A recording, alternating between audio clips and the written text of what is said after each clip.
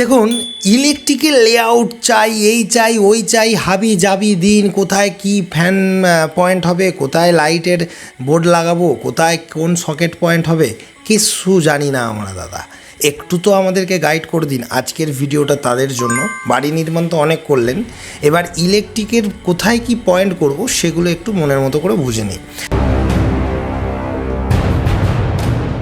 আচ্ছা, সবার প্রথমে একটা নিয়ে ভেবে দেখুন তো, যে আমরা যখন কোনো ছাদ বানাই, বিশেষ করে বিভিন্ন ক্যাটাগরির সেগমেন্টের লোককে আমরা কিন্তু দেখছি। একই সাথে একটা সেগমেন্টের লোক আছে যারা ঘরের মধ্যে কোনো লফট বাংকার টাইপ করতেই চায় না। অনেকে তো ঘরের ভিতরে ওটাকে সানসেট বলে, যদি ওটা সানসেট নয়, আপনাদেরকে রিলেট করার জন্য বললাম। আপনারা এইগুলো যখন ঘরের মধ্যে করেন তখন দেখবেন একটা ঘর যদি 10 ফুট কি 10.5 ফুট চওড়া হয়, তার মধ্যে দেখা যাবে 1.5 ফুট আপনার চলে গেল।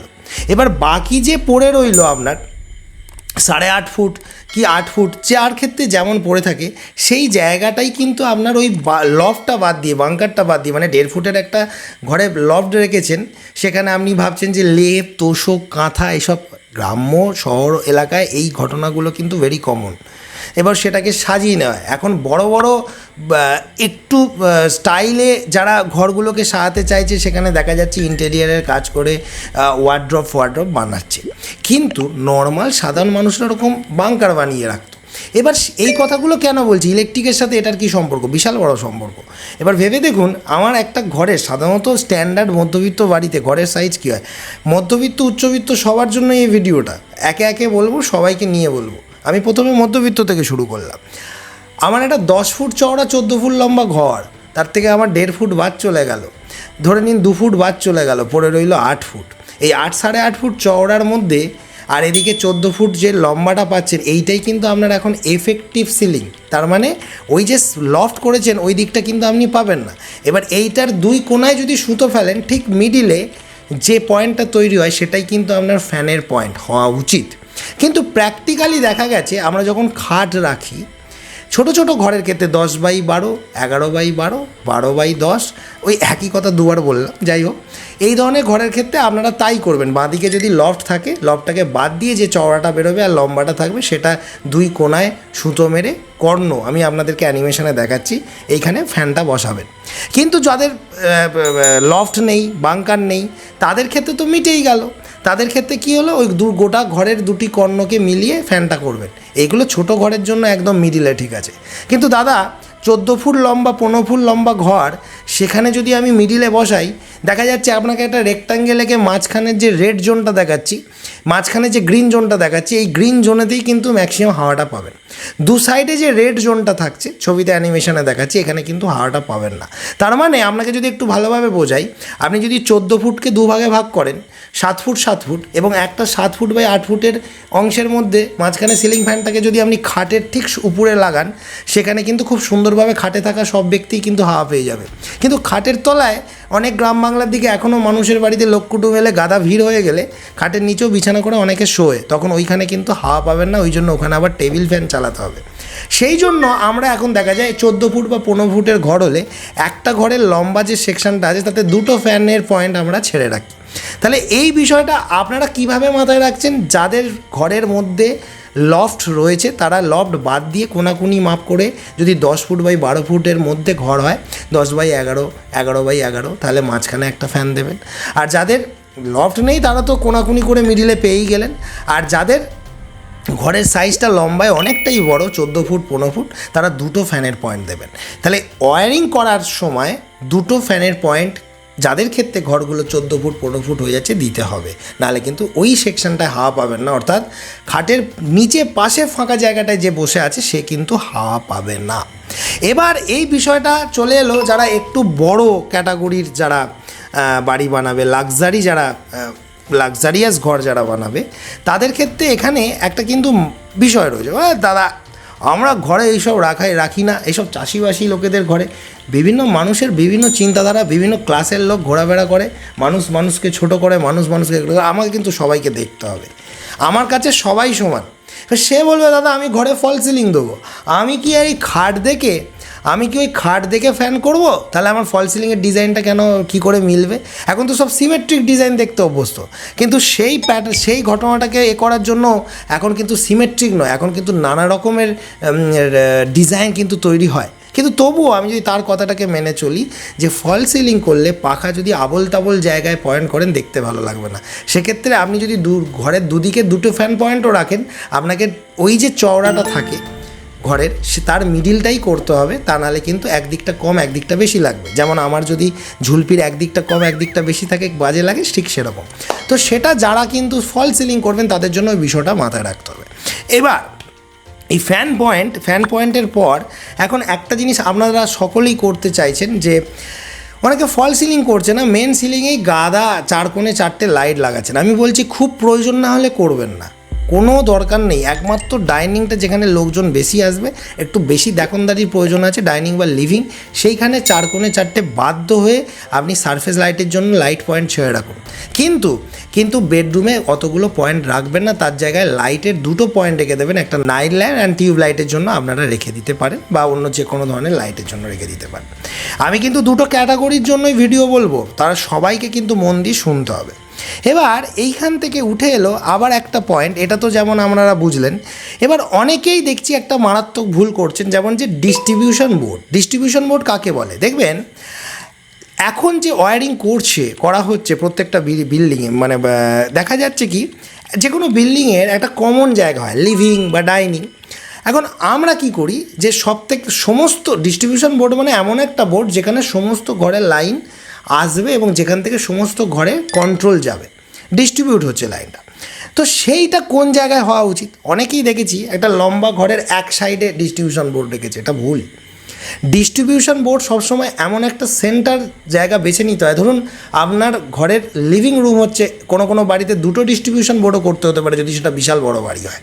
আমি ধরে নিলাম মিনিমাম 1000-1200-1500 স্কোয়ার ফিটের মধ্যে সমস্ত ছোটো ছোটো বাড়িগুলোর কথা বলছি। তার মধ্যেও তো অনেক গরিব, মধ্যবিত্ত, ধনী লোক, সব ধরনের ক্যাটাগরি রয়েছে, নিম্নবিত্ত সব ক্যাটাগরি।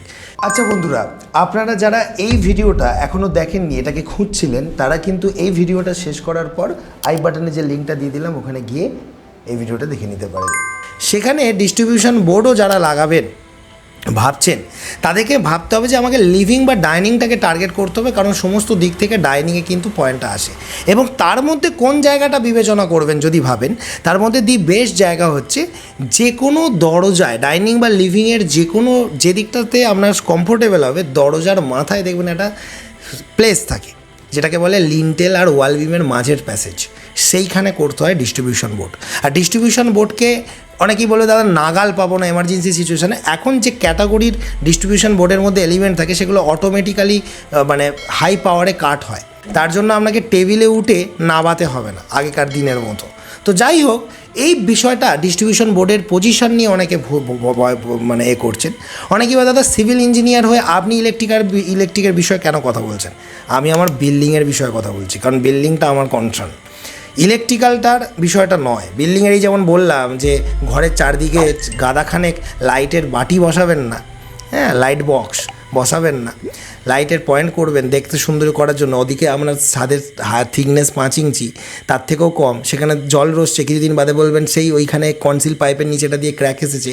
সেই জন্য আপনাকে সিভিল ইঞ্জিনিয়ার হয়ে এই বিষয়গুলো বোঝাচ্ছি। এবার চলে আসুন, ছাদের সব কিছু ছেড়ে দিয়েছেন, এবার আপনাকে একটা জিনিস বুঝতে হবে, চেষ্টা করতে হবে যে লাইনগুলো যেগুলো নিয়ে যাবেন সেগুলোকে সবসময় বিমের, আমি তো আগেও বলেছি যে বিমের ভিতর দিয়ে নিয়ে যাবেন না, স্ল্যাব দিয়ে নিয়ে যাবেন। স্ল্যাব দিয়ে নিয়ে গেলেও একটু মানে একদম একটু মানে জিগজ্যাগ ওয়েতে নিয়ে যাবেন, একই জায়গা দিয়ে গাদা পাইপ নিয়ে যাবেন না, তা নাহলে ওই জায়গাগুলোতে ক্র্যাক আসতে পারে। সেই পয়েন্টগুলো তো অনেক ভিডিওতে আগে আলোচনা করেছি। আজকে আর একটা ইন্টারেস্টিং বিষয় আলোচনা করতে যাচ্ছি।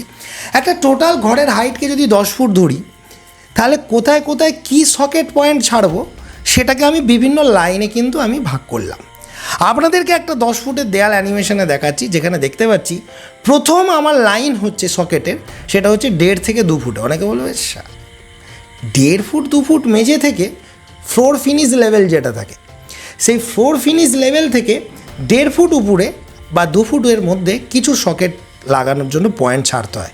সেখানে কি থাকে, অনেকে বিছানার পাশে টেবিল ল্যাম্প রাখতে চায়, সেই টেবিল ল্যাম্পটার কানেকশানটা কোথা থেকে হবে, ওই 1.5-2 ফুটের মধ্যে যে সকেট আছে সেই পয়েন্ট থেকে। অনেকে রেফ্রিজারেটর রাখে, ফ্রিজের পয়েন্টটাও কিন্তু ওই 1.5-2 ফুটের মধ্যে ওখান থেকে বেরোবে। তাহলে এই বিষয়, এই সকেটের জিনিসটা আপনাদের জন্য কিন্তু খুব গুরুত্বপূর্ণ। 1.5 থেকে 2 ফুটের মধ্যে সকেট রাখার জন্য ইলেকট্রিক যারা ওয়্যারিং করতে আসে তাদেরকে কোন কোন জায়গাতে আপনি যে প্রত্যেকটা বেডের পাশে যে টেবিল ল্যাম্প লাগাবেন তার জন্য ওই পয়েন্টগুলো আপনারা রাখতে পারেন। এর পরের যেটা লেভেল, আমি যদি 10 ফুটের লম্বা দেয়ালটাকে দেখাই, তার পরের যে অন্য কালারের একটা লাইন দেখে যেটা 3 ফুট 3.5 ফুট, এই যে লেভেলটা, এই লেভেলটা কিন্তু খুব গুরুত্বপূর্ণ একটা লেভেল। এটা আমরা 3 ফুট বলে থাকি, কোনো কোনো ক্ষেত্রে 4 ফুটও বলে থাকি। এই লেভেলটার মধ্যে কি আছে, এই লেভেলটার মধ্যে সবথেকে ইম্পর্টেন্ট যে বিষয়গুলো থাকে সকেট পয়েন্টের মধ্যে, ওয়াশিং মেশিনের জন্য যে সকেট পয়েন্টটা রাখতে চাইছেন সেটা চলে আসছে।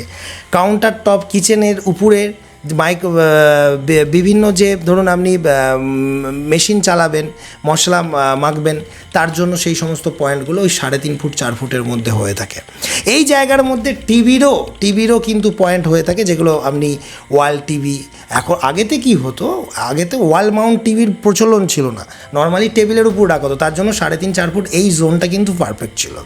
এর পরের যে জোনটা চলে আসছে 4.5 থেকে 5 ফুট হাইট, এইটা হচ্ছে আমাদের সমস্ত ঘরের সমস্ত সুইচ বোর্ডের মানে মেন যেটা সবথেকে বেশি সংখ্যক সুইচ বোর্ড প্লাগ পয়েন্ট থাকে এইটাতেই।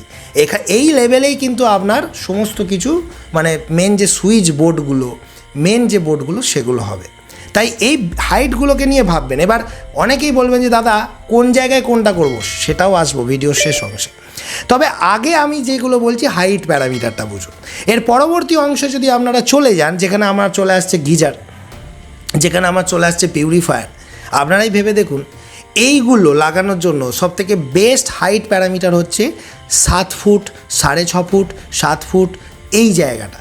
এইখান থেকে কিন্তু আমার গিজার, আমার দেখা যাচ্ছে পিউরিফায়ার, এইগুলোর পয়েন্ট কিন্তু ছাড়া হবে। মানে ভেবে দেখুন একটা 10 ফুটের ওয়ালের প্রত্যেকটা লাইনে কিন্তু এক একটা করে ইনস্ট্রুমেন্টের জন্য আপনাকে সকেট পয়েন্ট ছাড়তে হচ্ছে। তার উপরে কি আছে, অনেকে বলে এর উপরে আর কি থাকতে পারে, এর উপরে আর একটাই আইটেম থাকবে, হয়তো না, এর উপরে এখনও অনেক আইটেম আছে যেগুলো ভিডিওটা যারা মন দিয়ে দেখছে তাদের জন্য ইন্টারেস্টিং হবে। এই ধরনের ভিডিও সচরাচর পাওয়া যায় না। বাংলার বাঘের বাচ্চা একজনই আছে, অনেকে বলে নিজেকেই নিজে বাঘের বাচ্চা বলছো, আপনারাই বলবেন, ভিডিওটা শেষ পর্যন্ত দেখুন। তো ব্যাপার হচ্ছে যে এইগুলো সহজ সরলভাবে বোঝায় এবং এগুলো যে কত গুরুত্বপূর্ণ যারা বাড়ি নির্মাণ করছে তারা জানে, যারা বাড়ি নির্মাণ করছে না শুধু এমনি এন্টারটেনমেন্টের জন্য ভিডিও দেখছে তারা বুঝতে পারবে না। তো এর পরবর্তী পয়েন্টে চলে আসছে এসির পয়েন্ট। এছাড়াও আরও অনেক পয়েন্ট আছে যেগুলো হয়তো এই ভিডিওর মধ্যে অনেক সব কিছু বলা হয়ে উঠছে না বা যাচ্ছে না, কিন্তু এসির পয়েন্টের জন্য যেটা বেস্ট হাইট আমরা রেখেছি 7 ফুটেরও উপরে 8 ফুট 8.5 ফুট এই জায়গাগুলো বিল্ডিংয়ের যে লেভেল, এখানে যে সকেটটার ব্যবস্থা থাকে সেটা হচ্ছে এসির জন্য। আমরা নর্মাল রেসিডেন্সিয়াল প্রজেক্টের কথা বলছি এবং এখন যেভাবে চারপাশে সিকিউরিটি ফ্যাক্টরটা একটা ইম্পর্টেন্ট হয়ে দাঁড়িয়েছে, সেখানে সিসিটিভির যে বিষয়টা রয়েছে সেটাকেও আপনাকে মাথায় রাখতে হবে এবং তার জন্য লাস্ট সকেট পয়েন্ট সেটা হচ্ছে 9 ফুট 9.5 ফুট এই জায়গায় আমাদের সিসিটিভির সমস্ত মেশিন সব টপ লেভেলে ফিটিং করার জন্য, এবং সেটা একমাত্রই জায়গা যেটা আপনার লিভিং বা কোনো হিডেন জায়গায় লিভিংয়ের পাশে কোনো লফটের মধ্যে বাংকারের মধ্যে করা যেতে পারে।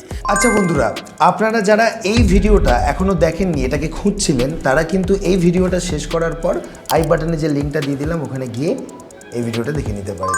তো এই সমস্ত বিষয়গুলো থেকে একটা জিনিস প্রথমে বোঝালাম যে উপরে সিলিংয়ে কীভাবে আপনি ফ্যানের পয়েন্টগুলোকে ডিভাইড করলেন, তারপর বোঝালাম যে ডিস্ট্রিবিউশন বোর্ডের পজিশন কোথায় অ্যাকচুয়ালি হওয়া উচিত, যেটা আপনার ঘরের সেন্ট্রাল জোনে, তারপর বোঝালাম বিল্ডিংয়ের যে বিভিন্ন লেভেলে কখনও আপনাদেরকে এটা ভাবতে হবে না যে টিভিটা আমি 4 ফুটে তুলে দিলাম বোর্ড, যদিও সিচুয়েশান ডিজাইন ইন্টেরিয়ার অনুযায়ী কিছু কিছু ক্ষেত্রে আলাদা করতে হয়, তবে বেসিক প্যারামিটার একটা বেড রাখবেন, তার পাশে একটা বেড টেবিল রাখবেন, সেখানে একটা টেবিল ল্যাম্প রাখবেন, তার জন্য আপনাকে 1.5 ফুট হাইটেই কিন্তু ওই সকেটের ব্যবস্থাটা করতে হবে। কিংবা ওখানে মশা মারার যে কয়েল আপনি দেবেন বা কি মশা মারার জন্য গুড নাইট ব্যাড নাইট যা হোক দেবেন, সেগুলোর জন্য ওইখানে নিচে আপনাকে দিতে হবে। যদিও সেগুলো স্বাস্থ্যকর নয়, সেগুলোর অনেক ব্যাপার আছে, যদিও আমার তো সেটা প্রমোশন করা ভিডিও নয়, আমার কাজ হচ্ছে এই টোটাল ইঞ্জিনিয়ারিংয়ের বিষয়টাকে বোঝানো। তাহলে বোঝাতে পারলাম। এবার এখানে একটা বুঝুন, ভিডিও তো লম্বা হচ্ছে, তাও অনেকে বলবে এটা বললেন না ওটা বললেন না, 1 বছর লাগবে। আমি মেন জিনিসগুলো বলছি, যেগুলো বাদ পড়ে যাবে আবার সেগুলোকে নিয়ে আর একটা ভিডিও বানাবো। এবার দরজা খুলে, ঠিক দরজাটা যেদিকে পাল্লাটা খোলে তার ঠিক বিপরীত দিকে আমাকে রাখতে হবে বেড, মানে ঘরে ঢোকার সময় প্রথমে অন্ধকারে হাত রাখবো না, অন্ধকারে গিয়ে ধাক্কা মারবো না এর তার সাথে, গিয়েই বাঁ দিকে হাত দিয়ে আমি সুইচ দেবো, আলো জ্বলবে, পাখা চলবে।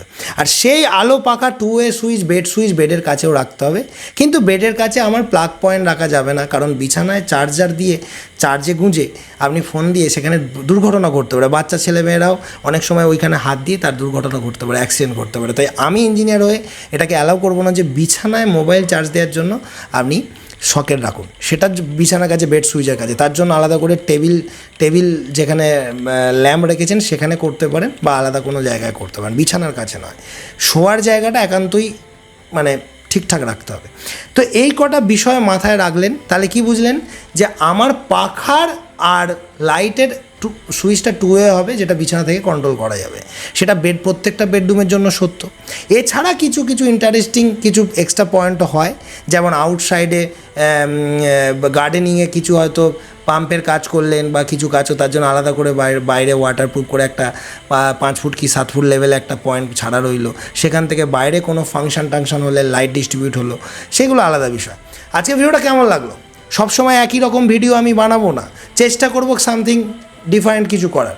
তো চাইবো কুমারদাকে আপনারা আরও নতুনভাবে প্রতিনিয়ত চিনতে থাকুন। এই ভিডিওগুলোর তো কোনো সীমা নেই, বিশ্বের যে কোনো প্রান্ত থেকেই মানুষ এই ভিডিওগুলো দেখছে এবং সচেতন হচ্ছে। এখনও এমন প্রত্যন্ত জায়গা রয়েছে যেখানে দেখা যাচ্ছে কোনো ইঞ্জিনিয়ারই নেই, হয়তো এমনও জায়গা রয়েছে যেখানে ইঞ্জিনিয়ার আছে, কিন্তু তারা যখন দেখছে যে এই রকম ভিডিওতে যা বলা হচ্ছে সেই অনুযায়ী তাদের কাজ হচ্ছে না বা তাদের কনফিউশন তৈরি হচ্ছে, তখন তারা মনে করছে যে একবার যদি এই ইঞ্জিনিয়ার কিংশুক কুমার অর্থাৎ আমার সাথে বা কুমার স্যারের সাথে যদি আপনারা কথা বলতে পারতেন কতই না ভালো হতো। তার জন্য আমরা একটা সুবিধা রেখেছি, যেটা হচ্ছে যে মাত্র 200 টাকার বিনিময়ে 10 মিনিট সরাসরি আপনার গভীর থেকে গভীরতম সমস্যার ছবি ও ভিডিও পাঠিয়ে আমাদের থেকে সমাধান নিতে পারেন, এবং তার জন্য না আপনাকে আমাদের অফিসে আসতে হবে না আমরা ওখানে যাব, অর্থাৎ সম্পূর্ণ ফোন কলের দ্বারাই এটা পেতে পারেন। সোমবার আমাদের অফিস বন্ধ, সোমবার বাদে যে কোনো দিন বিকাল 5টা থেকে 7টায় সাধারণত এই অ্যাপয়েন্টমেন্টটা দেওয়া হয়। এছাড়া সকাল 10টা থেকে 12টার মধ্যেও পেতে পারেন, তবে সেটা শর্ত সাপেক্ষ। এছাড়া আমাদের কাছে বিভিন্ন ধরনের পরিষেবা রয়েছে, 3D ড্রয়িং, 2D ড্রয়িং, সেই একটা চার্টও আমি আপনাদেরকে দেখাচ্ছি। 2026 সালের যে নতুন চার্ট আমরা দিয়েছি, সেটা পেতে গেলে আপনারা সবসময় আমাদের হোয়াটসঅ্যাপ নাম্বারে হোয়াটসঅ্যাপে লিখবেন যে স্যারের সাথে অ্যাপয়েন্টমেন্ট নিতে চাই বা আপনাদের পরিষেবা চার্টটা পাঠান।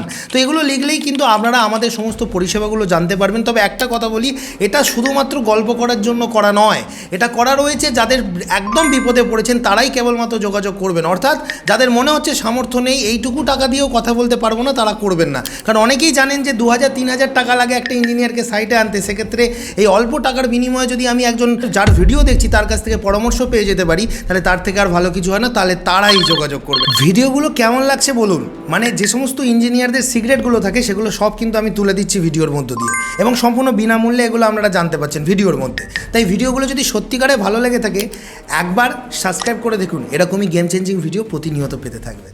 দেখা হবে পরের ভিডিওতে। এই ভিডিওটা কেমন লাগলো জানাবেন, আর এই দুটো ভিডিও যারা এখনও দেখেনি গিয়ে দেখুন, আর এই সাবস্ক্রাইব বাটনটি ক্লিক করলে এরকমই গেম চেঞ্জিং ভিডিও প্রতিনিয়ত পেতে থাকবেন।